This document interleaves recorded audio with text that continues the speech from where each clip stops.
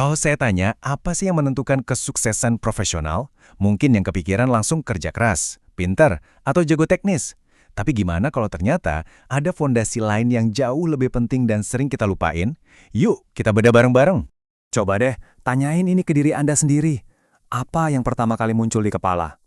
Kemungkinan besar, jawabannya adalah hal-hal yang udah sering banget kita dengar, kayak kecerdasan, pengalaman, penguasaan teknis. Ya, semua itu penting, nggak ada yang bilang nggak.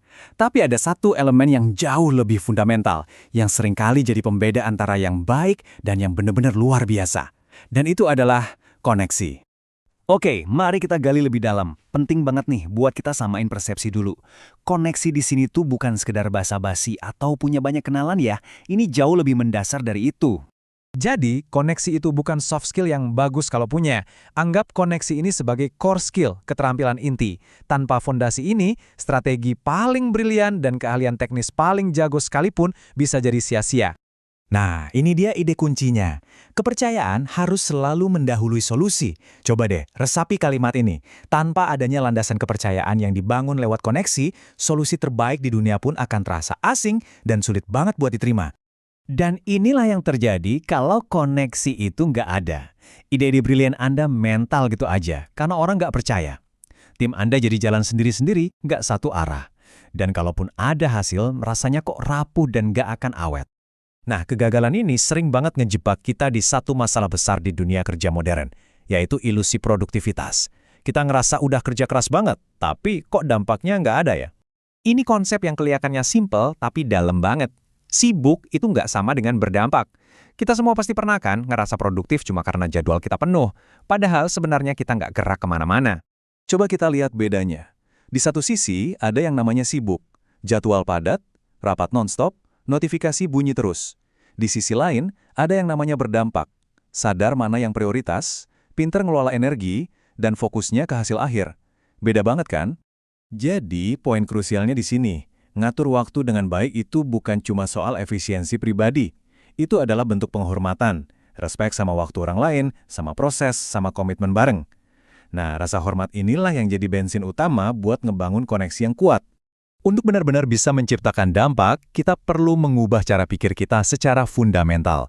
Dari yang tadinya cuma jadi pekerja yang ngerjain tugas, menjadi seorang pemilik yang bertanggung jawab penuh atas hasilnya.